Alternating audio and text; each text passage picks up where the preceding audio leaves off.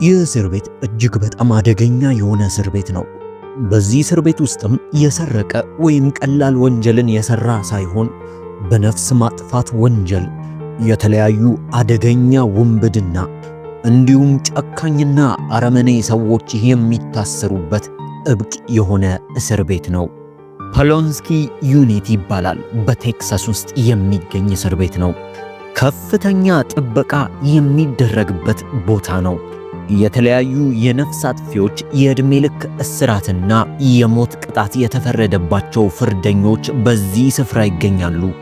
በአሜሪካ አገር ውስጥ አሉ የተባሉ ወንጀለኞች የሚከማቹበት ስፍራ ነው። በዚህ ስፍራ ያሉት አብዛኞቹ የሞት ቀናቸውን የሚጠባበቁ ናቸው። በዚህ እስር ቤት ውስጥ በየሳምንቱ ሰው እየሞተ ሬሳው ይወጣል። ደግሞም በየጊዜው ከሚለቀቁ 5 እስረኞች ውስጥ 3ቱ ተመልሰው መግባታቸው አይቀርም። ታዲያ በዚህ ለመግባት አይደለም ለመመልከት እንኳን የሚያስፈራ እስር ቤት ውስጥ አንድ ሰው ብቅ አለ። ይህ ሰው ከእስር ቤቱ ውጪ ሆኖ እስር ቤት ውስጥ ላሉ ሰዎች ወንጌልን ይዞ ለመሄድ አሰበ። ይህ እንዴት ያለ ድፍረት ነው! በዚህ እስር ቤት ውስጥ ከገባ በኋላ የሚያጋጥሙት ብዙ ነፍስ ያጠፉና ነፍሰ ገዳዮች እንዲሁም በከባድ ውንብድና የገቡ ሰዎች ጋር ነው። ጆኒ ቻንግ ይባላል። ለ13 ዓመታት ያክል እሱም በዚሁ ተመሳሳይ እስር ቤት ውስጥ 13 ዓመቱን አቃጥሏል።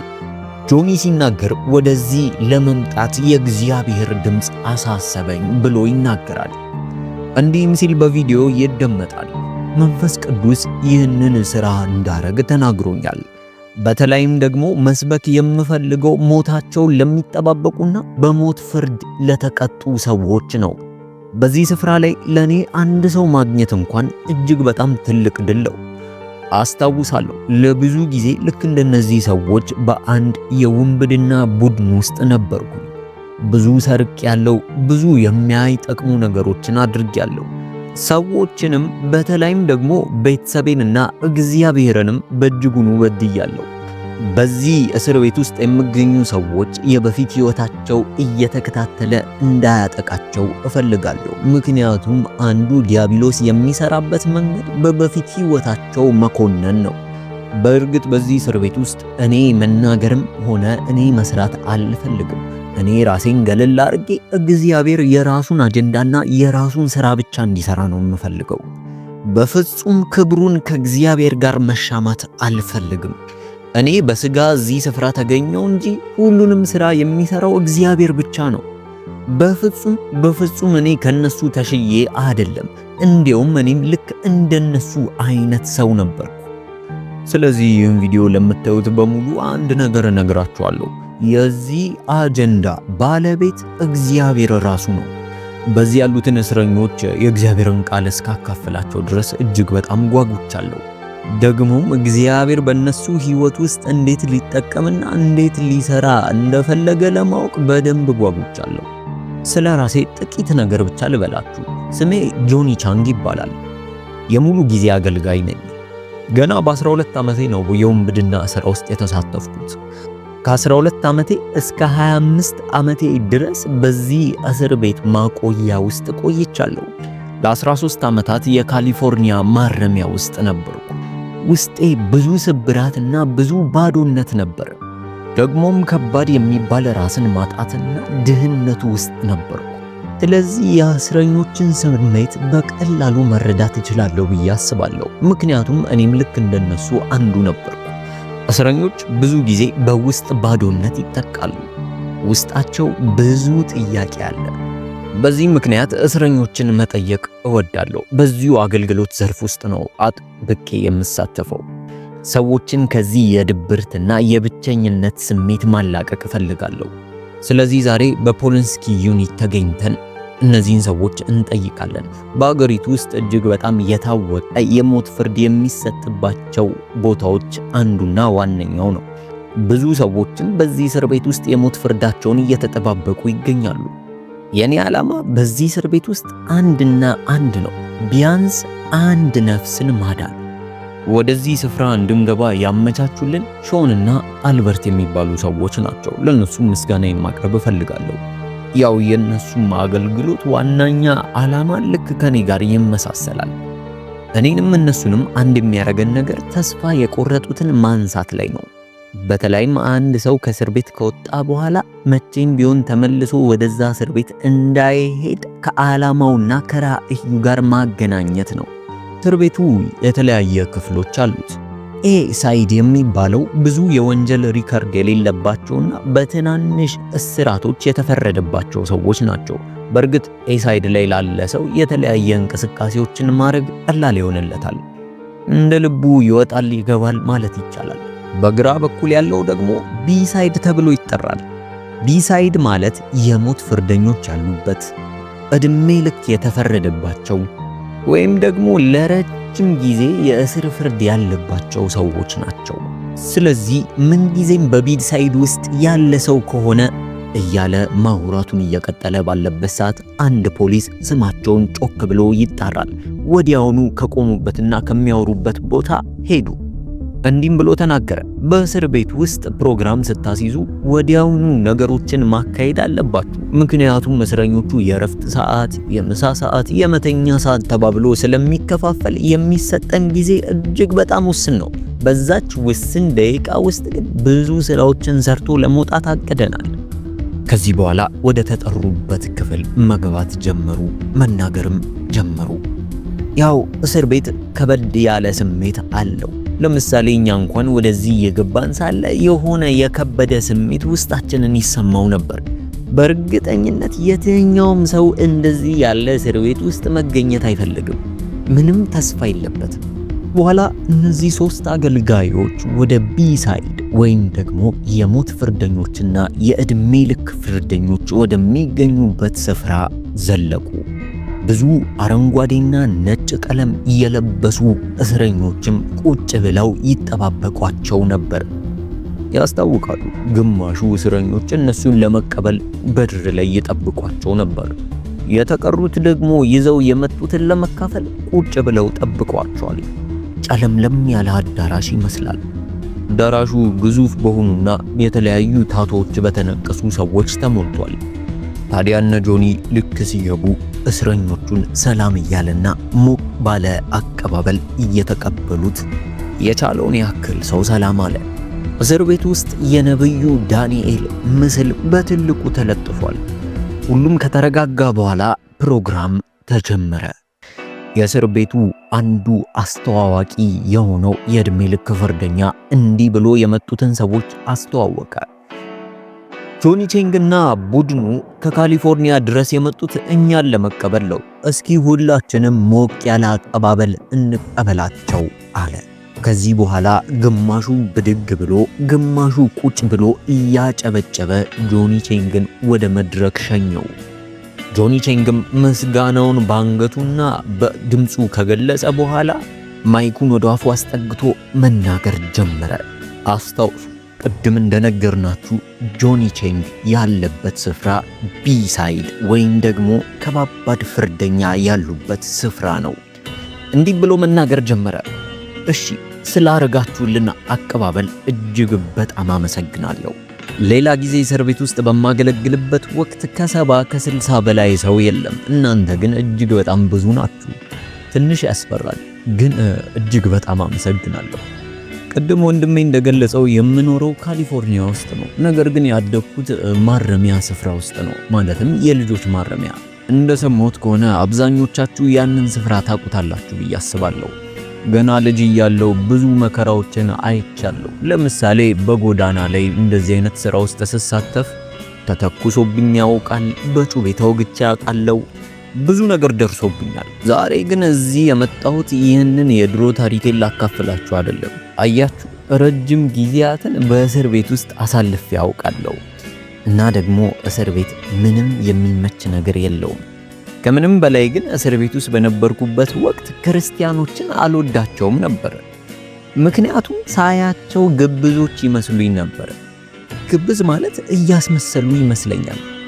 ለምሳሌ ያክል አንዳንዱ ክርስቲያን ወደ እኔ ይመጣና ኢየሱስ ክርስቶስን ካልተቀበልክ ሲኦል ትገባለህ ደግሞም አሁን ኃጢአት እንደምሰራው ኃጢአት መስራቴን ከቀጠልኩኝ ዲያብሎስ ያለበት ቦታ ትሄዳለህ እያሉ ብዙ ጊዜ ስለሚነግሩኝ አልወዳቸውም። ትረዱኛላችሁ ብዬ አስባለሁ። መቼስ እስር ቤት ያለ ሰው እንደዚህ አይነት ነገርን መስማትም አይፈልግም። እስኪ ከዚህ በፊት እንደዚህ አይነት ኩነና የተሰማው ሰው ካለ እጁን ከፍ ያድርግልኝ።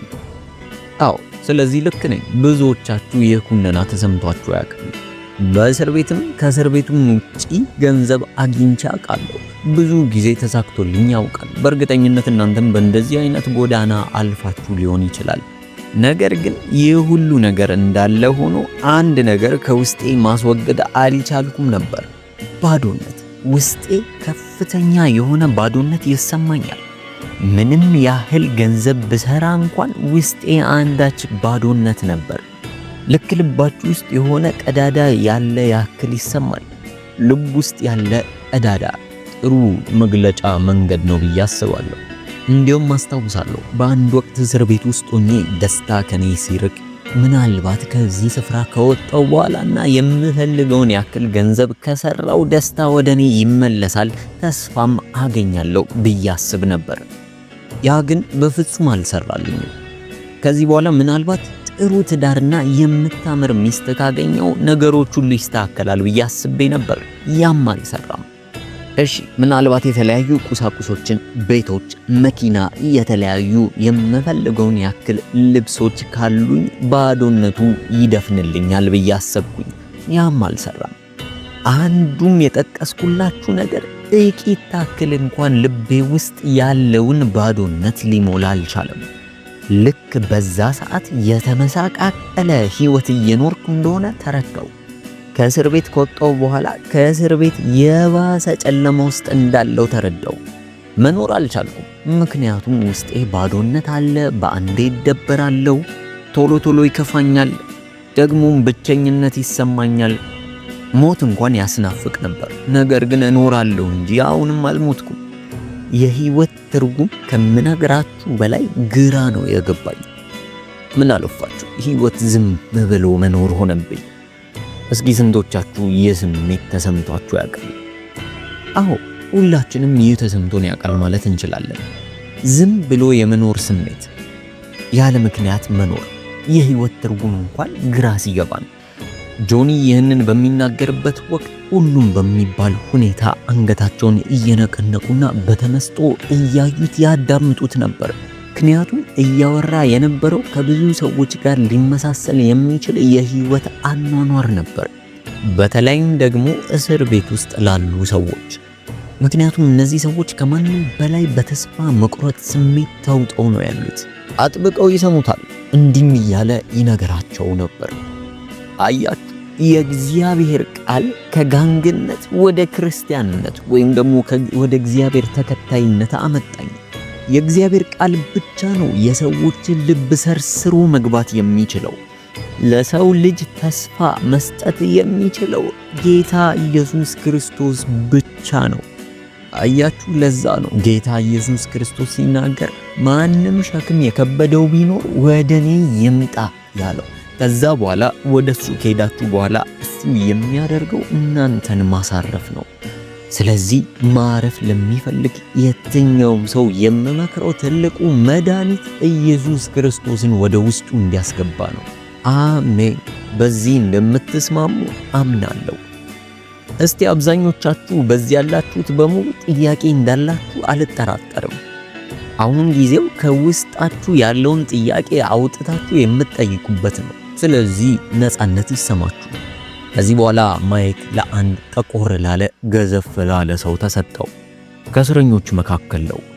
እንዲህ ብሎ ጥያቄውን ፈጠን ባለ መንገድ ተናገረ። እስኪ ንገረኝ፣ ነገር ግን ይህንን ጥያቄ ስትመልስልኝ ሙሉ በሙሉ ግልጽ እንድትሆንልኝ እፈልጋለሁ። ከልብህ መልስልኝ። ለምሳሌ አብረው ወንጀል ከሚሰሩት መካከል አንዱ መጥቶ እኔ ካሁን በኋላ ተቀይሬያለሁ፣ መቀየር እፈልጋለሁ ቢልህ ምን አይነት ስሜት ይሰማሃል? እንግዲህ ይህንን ነገር የሚነግር አንተ ገና እዛው ወንጀል ውስጥ ተዘፍቀህ እያለ እነሱ መቀየራቸውን እየነገሩህ ነው። እስኪ ከልብና እውነተኛ ምላሽ ስጠኝ። ምን አይነት ስሜት ይሰማሃል? ጆኒ ወዲያው ቀጠለ። ልክ ነህ፣ ትክክል ነው። ደግሞ እንደዚህ አይነት ነገር ብዙ ጊዜ ያጋጥማል። እኔ በሆን በግሌ እጅግ በጣም አዝናለሁ፣ በጣም ይደብረኛል። ይገርምሃል፣ ግን ከተቀየሩት መካከል ሆኖ የተገኘው እኔ ነበርኩኝ። እኔ ከተቀየርኩበት የጋንግ ስፍራ ልክ ይህንን ዜና ስነግራቸው እጅግ በጣም ነበር ያዘኑት። ምክንያቱም ደግሞ በዛ ውስጥ የሚገኙት አብዛኞቹ ይመለከቱ የነበረው እኔን ነው። አየህ፣ ግን የምትወክለው ነገር ይወስነዋል።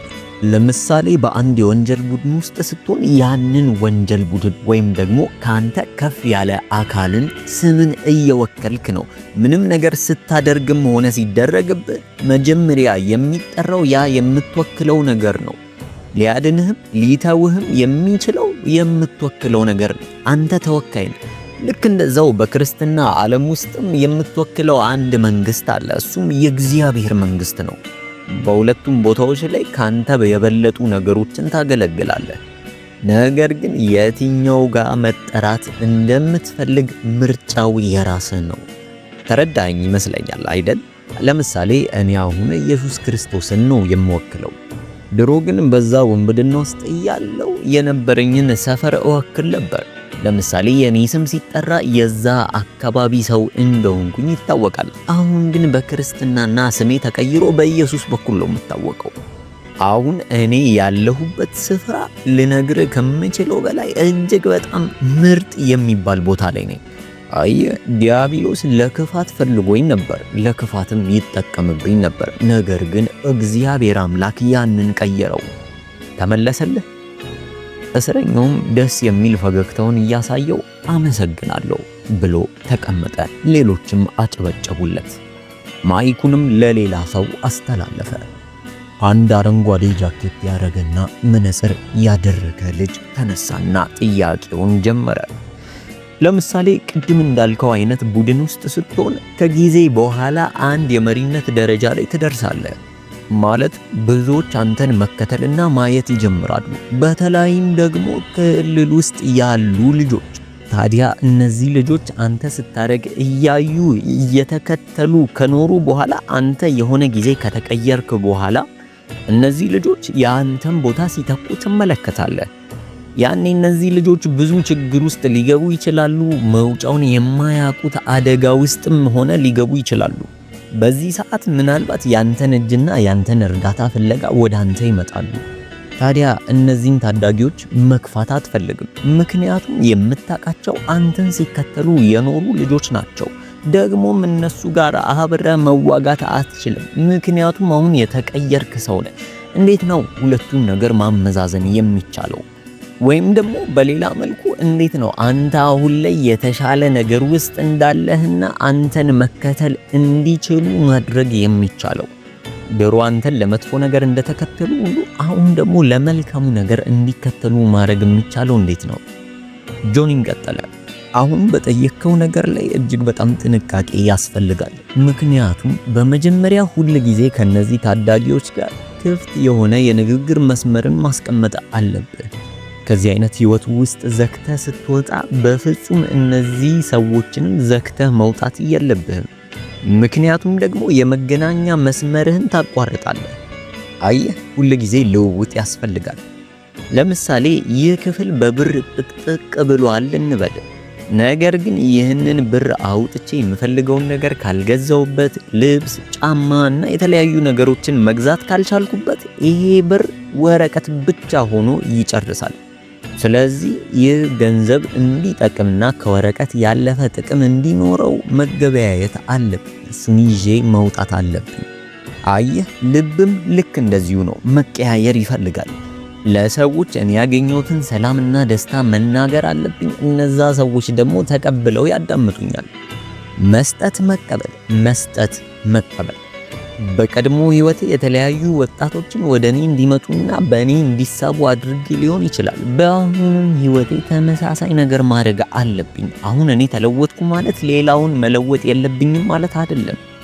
እንዲያውም እኔ ከተለወጥኩ በኋላ የበለጠ እነሱ እንዲለወጡ መስራት አለብኝ። እናም ደግሞ በአዲሱ ህይወቴ እንደማልደራደር፣ እንደማልቀልድና ይህ ህይወት አሳሳቢ አንገብጋቢ እንደሆነ ማወቅ አለባቸው። አየህ፣ ልክ እንደዚህ ማድረግ ስትጀምር እየገባቸው ይመጣሉ። በዚህ ምላሽ የተደሰቱ ሕዝብ በሙሉ ሞቅ ያለ ጭብጨባቸውን አሰሙና ለቀጣዩ ጠያቂ ቦታ ሰጡት። እያንዳንዱ ጥያቄ ከበፊቱ ጠጠር እያለና እየጠነከረ እንደሚመጣ ያስታውቃል። ቀጣዩም ጥያቄ እንዲህ ሲል ቀጣዩን ጥያቄ አቀረበ። ምናልባትም ቤተሰብ ካለ በደንብ ልትረዳኝ ትችላለህ። ለምሳሌ አንተ ከዚህ በፊት ወንበዴ ሆነ ብዙ ስትሰርቅና የብዙ ሰዎችን ልብ ስታሳዝን ኖረህ ሊሆን ይችላል። ነገር ግን በአጋጣሚ ህይወትህን መቀየር ፈለክና ህይወትን ወደ መቀየር ጉዞ ሄድክ። ነገር ግን አንድ ትልቅ መሰናክል አለ። እሱም ቤተሰብ። አሁን ቤተሰብ በዛ እይታ ነው የሚያየው፣ ማለትም በተበላሸ እይታ። ሊያምኑህም አይፈልጉም። ራሱን ቀይሯል ብለው አያምኑም። ምናልባትም አንዳንዶች ስያሜን ይሰጣሉ። የበግ ለምድ የለበሰ ተኩላ የሚልን ስያሜ። ይህንን የምጠይቀው ከልምዴ የተነሳ ነው ብሎ ጠየቀ። ጆኒ ምላሹን ቀጠለ። እረዳሃለሁ፣ ነገር ግን እንደዚህ አይነት ነገሮችን ማስተናገድ ያለብን ጥበብ በተሞላው ምላሽ በመስጠት ነው። ለምሳሌ እነሱም እኮ የሆነ ያህል እውነት አላቸው። ምክንያቱም እነሱ ያንተን መለወጥ የሚያዩት በድርጊቶች ብቻ ነው እንጂ በፍጹም በአፍ ስለነገርካቸው ብቻ ሊያምኑ አይችሉም። ስለዚህ አካሄዱን አምነህ አንተ በራስ ላይ ብቻ አተኩረ መስራት ይኖርብሃል። ለምሳሌ እኔ እናቴን፣ ወንድሜን፣ በአጠቃላይ ቤተሰቦቼን በሙሉ የሚገባቸውን ክብር አልሰጣቸውም ነበር። ታዲያ የለውጤ መጀመሪያ ላይ እንዲህ ያሉ ተስፋ ለማስቆረጥ ይሞክሩ ነበር። እኛ እኮ ጆኒን እናውቀዋለን፣ እንደዚህ አይነት ሰው አይደለም። ምናልባት አሁንም አደንዛዥ እጽ ወስዶ ይሆናል እንደዚህ የተረጋጋው እያሉ የተለያዩ ስያሜና ስሞችን ይሰጡኝ ነበር። ነገር ግን በጊዜ ሂደት ውስጥ የነበረኝን ለውጥ ሲያዩ ዝም ማለት አልቻሉ። እንዲሁም ለውጤ የበለጠ እነሱንም ሳባቸው። ስለዚህ ዋናው ቁም ነገሩ አንተ ራስህ በቁም ነገር መቀየር እንጂ በፍጹም የሰዎችን ሐሳብ ለመቀየር እያልክ እንዳትሰራ። የሚያዩት ነገር ይመስክርላቸው። እኔ ደግሞ ለዚህ ሕያው ምስክር ልሆንልህ እችላለሁ፣ አልፌበታለሁ። ጆኒ በዚህ ሰዓት ይሰማው የነበረውን ስሜት ከእስር ቤት ውጪ በነበረው ቆይታ ይናገር ነበር።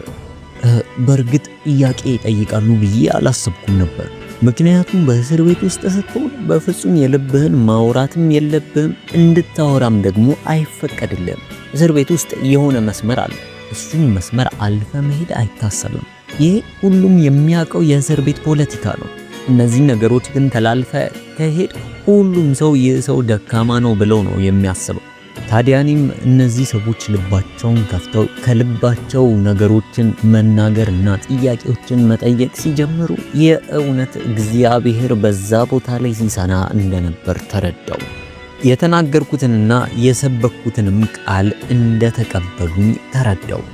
በትንቢተ ኤርምያስ ምዕራፍ 29 ቁጥር 11 ላይ እንዲህ ሲል ይናገራል። ለእናንተ የማስባትን ሐሳብ እኔ ያውቃለሁ፣ ፍጻሜና ተስፋ ሰጣችሁ ዘንድ የሰላም ሐሳብ ነው እንጂ የክፉ ነገር አይደለም ይላል። ምንም እንኳን እነዚህ ሰዎች በእስር ቤት ውስጥ ቢሆኑም ኢየሱስ ክርስቶስን የሕይወታቸው ጌታ አድርገው ከተቀበሉ ሰዓት ጀምሮ እግዚአብሔር ለነሱ ያሰባትን መልካም ሐሳብ ይፈጽምባቸዋል። እኔ እንደማስበው ከሆነ ጌታ ኢየሱስ ክርስቶስን ወደ ሕይወታቸው ሲያስገቡ መጽሐፍ ቅዱስ ነህ ያለውን እንደሚሆኑ እርግጠኞች ነኝ። ከምንም በላይ ዋናውና አስፈላጊው ነገር ደግሞ ጌታ ኢየሱስ ክርስቶስን እንደተቀበሉ ትልቅ መሻገር ይሆንላቸዋል። ከዘላለም ሞት ወደ ዘላለም ሕይወት ይገባሉ። በቢሳይድ ቆይታ የነበረን ይህንን ይመስላል። አሁን ደግሞ ወደ ኤሳይድ እንሄዳለን። በኤሳይድ ያሉት እንደ ቢሳይድ እንዳሉት አይደሉም። ጸባያቸው ትንሽ ሊያስቸግረን ይችላል ብዬ አስባለሁ። ምክንያቱም አብዛኞቹ በዚህ ውስጥ ያሉት ብዙ ተስፋ ያላቸው በእልህ የተሞሉና ደግሞ ወጣቶች ናቸው። ነገር ግን ይህ ንግግር ጆኒ ከተናገረ በኋላ ልክ ወደ ሳይድ ኤ እንደገቡ ያልጠበቁትን አገኙ። ምክንያቱም በዚህ ቦታ ውስጥ የነበሩት እግዚአብሔርን እያመለኩና እየተነኩ በዝማሬ እየረሰረሱ ነበር። አዘማሪው ሳይቀር እጅግ በጣም ተነክቶ ይዘምራል። የሚገርመው ከእስረኞቹ መካከል ከነበሩት ውስጥ እያነቡና እያለቀሱ ይዘምሩ ነበር። ልክ እንደ ቀድሞ እነ ጆኒን ለማስተዋወቅ የፍርድ ቤት ታራሚ ከነበሩት ውስጥ አንዱ እነ ጆኒን ሞቅ አድርጎ ይጠራል። ከካሊፎርኒያ ድረስ እኛን ለመጎብኘትና የመጡ እነ ጆኒን አቀባበል አርጉላቸው ብለው ሞቅ ባለ ጭብጨባ ይቀበሏቸዋል። እነዚህም ልክ እንደ ቢሳይዱ ሁሉ በቁጥር በርከት ያሉ ናቸው። ጆኒም መድረክ ላይ ወጣና ማይኩን ያዘ፣ መናገር ጀመረ። በዚህ ስላገኘኋችሁ እጅግ በጣም ደስ ብሎኛል። እኔም አንድ ቀን ልክ እንደናንተ በአንድ አይነት ዩኒፎርም ውስጥ በተዘጋ ክልል ውስጥ ለብዙ ዓመታት ቆይቻለሁ። ነገር ግን አሁን እግዚአብሔር ረድቶኝ በጸጋው ገዛ ምክንያት እዚህ እናንተ ፊት ልቆም ችያለሁ። ይህ ሁሉ የሆነው ግን በእግዚአብሔር ነው። እስኪ ጥቂት ስለኔ ምስክርነቴ ልንገራችሁ። እኔ በህይወቴ እጅግ በጣም አስቸጋሪ የሆንኩኝ ሰው ነበርኩ። በተለያዩ ወንጀሎች ላይ ተሳትፌያለሁ። ብዙ የመግደል ሙከራም ተደርጎብኝ ያውቃል። ነገር ግን ከዚህ ሁሉ ነገሮች አምልጬ ዛሬ ከፊታችሁ እንድቆም ምክንያት የሆነኝ እግዚአብሔር ነው። ህይወቴ እንዲቀየር አንድ አጋጣሚ ነበር። እሱም አንድ ፓስተር በመድረክ ላይ ሆኖ አንድ ጥቅስን ሲያወራ ሰማው። እንዲህ ነበረ: ስለዚህ ምክንያት ኃጢአት በአንድ ሰው ወደ ዓለም ገባ፣ በኃጢአትም ሞት፣ እንደዚሁም ሁሉ ኃጢአትን ስላደረጉ ሞት ለሰው ሁሉ ደረሰ። ይህ ክፍል የሚገኘው በሮሜ ምዕራፍ 5 ቁጥር 12 ላይ ነው። ከዛ በኋላ ይህንን ይሰብክ የነበረው ፓስተር ወደ እኔ ዞረና አንድ የሚያስቅ የሚመስል ጥያቄን ጠየቀኝ። እንዲህ አለኝ: ጆኒ፣ ቻይናዊ ለመሆን መርጠህ ነበር አለኝ። እኔም ሳቅ እያልኩ ኧረ በፍጹም አልኩኝ። ፓስተሩም ቀጠለ: እሺ ምናልባትም ብዙ ሩዝና ብዙ ዶሮ ብትበላ የበለጠ ቻይናዊ ያረግህ ይሁን ብሎ ጠየቀኝ። እኔም መለስኩለት: አይ በምበላው አይወሰንም አልኩ። በምላሽ እናንተም ተስማሙበታላችሁ ብዬ አስባለሁ። ፓስተሩም እንዲህ ሲል ንግግሩን ቀጠለ: አየህ፣ ኃጢአትም ልክ እንደዛው ነው። ምንም ያህል እንኳን ኃጢአትን ላለመስራት ብትሞክርና አንተ ኃጢአትን አትሰራም እንኳን ብትባል ኃጢአተኛ ነህ። ይህ ኃጢአተኛ ከመሆን ነፃ አያወጣህም።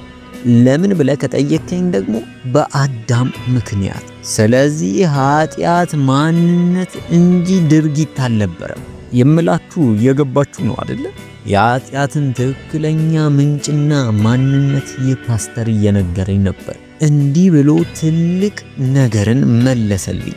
ለዛ ነው ባዶነት የሚሰማ አለኝ። እኔም እጅግ በጣም ግራ ገባኝ። ምክንያቱም ይህ ፓስተር ሳልነግረው እንዴት ውስጤ ባዶነት እንደሚሰማው አወቀ ብዬ አሰብኩ። አያችሁ፣ ይህ ፓስተር ይህንን መልእክት የነገረኝ በእስር ቤት ውስጥ ነበር። ደግሞ እኔ በነበርኩበት እስር ቤት ውስጥ በፍጹም የውስጣችንን አውጥተን አንናገርም ነበር። ምክንያቱም ልክ እንደ ድካም ነበር የሚታይብን። ስለዚህ ሁል ጊዜ ብርቱ መስለን ለመታየት እንሞክር ነበር። ይህ ፓስተር ግን በግልጽ ውስጤ ባዶ እንደነበር እውነታውን አፍርጦ ነገረኝ። በእርግጠኝነት ከዚህ ውስጥ አንዳንዶቻችሁ የምለው በደንብ ይገባቸዋል። ይህንን ሳወራ ከራሳችሁ ሁኔታ ጋር የምታመሳስሉት ከሆነ አያችሁ፣ በደንብ አድርጌ እረዳችኋለሁ። አያችሁ፣ በእኔ ህይወት የሰራው ያ ራሱ እግዚአብሔር በእናንተም ህይወት ውስጥ ሊሰራ ዝግጁና የታመነ ነው። አንድ ነገር ልነግራችሁ እወዳለሁ። ኢየሱስ ክርስቶስ ሲመጣ ለከንቱ አልተሰቀለም። የኢየሱስ ክርስቶስ ሞት ለከንቱ አልነበረም። አያችሁ፣ ኢየሱስ ክርስቶስ ከተሰቀለ በኋላ ወደፊት ትከፍሉኛላችሁ አላለን። ወይም ደግሞ ያፈሰሰልን ደም ዕዳ ከነወለዱ አርጎብን አልሄደም። ይልቁንስ አንድ ቃል ተናግሮ ነበር፣ እርሱም ተፈጸመ የሚል ነበር። የበፊት የአሁን የወደፊት ኃጢአቶቻችን በመስቀል ላይ ተቸንክረዋል። የኃጢአት ዕዳችንን ሰረዘልን። በዚህ ሰዓት ልባቸው የተነካ እስረኞች በሙሉ ተነስተው ሞቅ አርገው ያጨበጨቡለት ጀመረ። ልባቸው እንደተነካ ያስታውቃል። ከዚህም በኋላ ልክ እንደተለመደው የጥያቄና የመልስ ጊዜ መጣ። አንድ ጠቆር ያለ ወፈር ያለ እድሜው ወደ 40ዎቹ መጀመሪያ ገደማ የሚጠጋ ሰው ተነስቶ ጠንከር ያለ ጥያቄ መጠየቅ ጀመረ። ድነታችንን ልናጣ እንችላለን ብሎ ጠየቀው። ጆኒ ምላሽ መስጠት ጀመረ። ጠንካራና እጅግ በጣም ጥሩ ጥያቄ ነው ያቀረብከው። አየህ፣ ያለ ኢየሱስ ክርስቶስ ደም ምንም ያህል ታዛዥና ምንም ያህል ጨዋ ሰው በሆነ እንኳን በፍጹም ድነትን ላገኝ አልችልም። ከኢየሱስ ክርስቶስ ውጪ ኃጢአቴን ሊሽርልኝ የሚችል አካል ፈጽሞ የለም። ስለዚህ ለብዙ ሰዎች የምናገረው ይህንን ነው። የእግዚአብሔርን ቃል ጠንቅቀን የምናውቅ ከሆነና እግዚአብሔርን የምንታዘዝ ሰዎች ከሆንን በፍጹም ድህነታችንን ልናጣ አንችልም። ደህንነታችን የሚወሰነው እኛ በእግዚአብሔር ቃል ላይ ባለን ምላሽ መሰረት ነው። ስለዚህ የትኛውም እውነተኛና ትክክለኛ የሆነ አማኝ በፍጹም ደህንነቱን አያጣም። ምክንያቱም አካሄዱ እንኳን ከእግዚአብሔር ጋር ነው። ስለዚህ እውነተኛ ክርስቲያኖች መሆን ከቻልን፣ ከእግዚአብሔር ጋር መሄድ ከቻልን ደህንነታችን እየተረጋገጠ ነው ማለት ነው። ይህንንም የሰማው ታራሚ እጅግ በጣም እየተደሰተ እያጨበጨበ ቁጭ አለ። ሌሎችም ጭብጨባውን ተከተሉ። ሌላ ሰው ተነሳ። በአንገቱ ላይ የተለያዩ የታቱ ምልክቶች አሉበት። ሰውነቱ ንቅሳት በንቅሳት ነው። እንዲህም ብሎ ጥያቄውን ጀመረ። ብዙ ጊዜ ሰዎች በቤተ ክርስቲያን ውስጥም ሆነ በየግላቸው ስለ እግዚአብሔር የማይለካ ፍቅር ሲያወሩ ሰማለሁ። የኔ ጥያቄ ይህ የእግዚአብሔር ፍቅር ብለው ሰዎች የሚያነሱት ነገር የእውነት መጽሐፍ ቅዱሳዊ ነው ወይስ እኛ ክርስቲያኖች የፈጠርነው ነገር ነው? ምክንያቱም ለምሳሌ ዮሐንስ ወንጌል ምዕራፍ 3 ቁጥር 16ን ከተመለከት ያ በሆነ ቅድመ ሁኔታ ላይ የተመሰረተ ፍቅር ይመስላል። ታዲያ ያንተ ምላሽ ምንድነው ብሎ መልሶ ጆኒን ይጠይቋል። ጆኒም ምላሹን ጀመረ። አዎ በእርግጥ የእግዚአብሔር ፍቅር የማይለካ ነው። የእግዚአብሔር ፍቅር አንዱ የማይለካበት ምክንያት በሰራልን ሥራ ምክንያት ነው። አየህ፣ ኢየሱስ ክርስቶስን የላከው እኮ አንተ ካመንክ በኋላ አይደለም። አንተ ሳታምን በፊት ኢየሱስ ክርስቶስን ልኮታል። ተረዳኝ አይደለ? ስለዚህ ኢየሱስ ክርስቶስን ቀድሞ ከላከው ከኛ የሚጠበቀው በሱ ማመን ብቻ ነው። አየህ፣ በቅድሚያ እግዚአብሔር ትልቁን ሥራ ሰርቶልናል።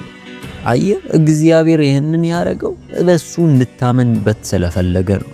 ደግሞ እግዚአብሔር እንድታምነው ይፈልጋል። አየህ፣ ሁል ጊዜ ማታ ማታ ስንተኛ ብዙ ጊዜ አንጠራጠርም።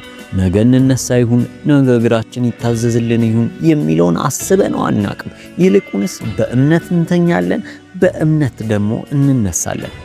አየህ፣ አንድ ድልድይ በመኪናዬ መሻገር ብፈልግ እያንዳንዱን ድንጋይ መኪናዬን መያዝ ይችላል አይችልም እያልኩኝ ከመኪናዬ ወርጄ ሁሉንም ድንጋዮች አልፈትሽም። ይልቁንስ በእምነት በመኪናዬ ነድቼ ያንን ድልድይ አልፈዋለሁ። ስለዚህ ሌሎች ነገር ላይ እምነት እንዳለን ሁሉ እግዚአብሔርም ላይ እምነት ሊኖረን ይገባል። ሶስተኛ ታራሚ ለጥያቄ ተነሳ። ቀጠን ያለ ወጣት ነው። እንዲህም ብሎ ጠየቀ። እስኪ ስለ ነፃ መውጣት ምን ትላለህ? ብዙ ሰዎች እኛን ለመስበክ ይመጣሉ፣ ግን አንዳቸውም ስለ ነፃ መውጣት አይናገሩም ብሎ ጥያቄውን ጠየቀ። ጆኒም ምላሽ መስጠት ጀመረ። አዎ ልክ ነህ። ትክክለኛ ነፃ መውጣት ማለት በመጽሐፍ ቅዱሳችን በሉቃስ ወንጌል ምዕራፍ 4 ከቁጥር 18 እና 19 ላይ ይገኛል። እንዲህ ይላል፣ የጌታ መንፈስ በእኔ ላይ ነው፣ ለድሆች ወንጌልን እሰብክ ዘንድ ቀብቶኛልና፣ ለታሰሩትን መፈታትን፣ ለዕውሮችም ማየትን እሰብክ ዘንድ፣ የተጠቁትንም ነፃ አወጣ ዘንድ፣ የተወደደችውንም የጌታን ዓመት እሰብክ ዘንድ ልኮኛል ተብሎ የተጻፈበትን ስፍራ አገኘ ይለናል። ስለዚህ ትክክለኛ ነፃ መውጣት ምንድነው ላልከው ጥያቄ ወንጌል ነው። ወንጌል በራሱ ከሁሉም ነገር ነፃ ሊያወጣ አቅም አለው። የታወሩ ሰዎች ወደ ወንጌሉ ልክ ሲመጡ ማየት ይጀምራሉ። የምልህ እየገባ ነው አይደለ? ይህ ትክክለኛ ነፃ መውጣት ማለት ነው። ጠያቂውም በምላሹ የረካ ይመስል በደንብ ፈገግ እያለ አጨበጨበ። ጆኒም ለብቻው ስለ ሁኔታው ሲናገር እንዲህ ብሎ ይናገራል።